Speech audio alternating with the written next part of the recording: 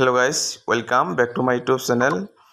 आज आलोचना करिम नवम श्रेणीर जिखन विज्ञानर 6 माहिली परीक्षार जिखन सिलेबास हेकन सिलेबासर तेलकर कोन केटा लेसनर पढ़िब लागिब हेटर विषय आज एटो भिडिओत आलोचना करिम। एसा लैसे जेनेरेल साइंस सब्जेक्टत C3 class 9 full mark 100 time तो दिया आछे 3 घंटा पास मार्क 27 और तेलकर इंटरनल एसाइनमेंटर पर तेलकर 10 मार्क থাকিব।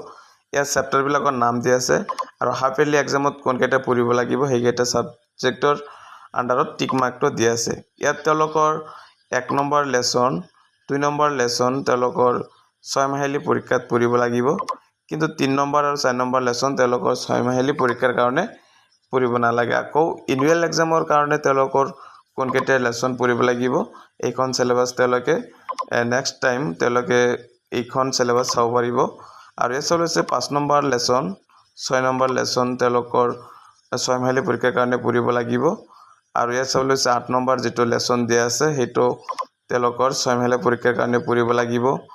9 10 এইকেইটা लेसन तेलकर 6 माहिली परीक्षार कारण पढ़िब लागिब, किन्तु यात तेलकर जिखन 11 नम्बर 12 नम्बर সেই लेसन केटा तेलकर पढ़िब नालागे, लगते 7 नम्बर जो लेसन हेटो पढ़िब नालागे।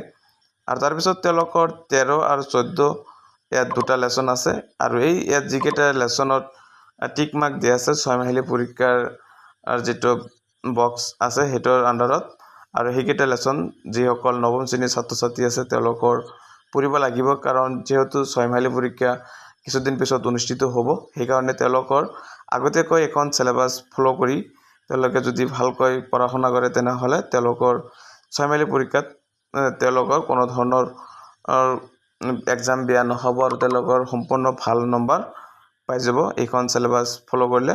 और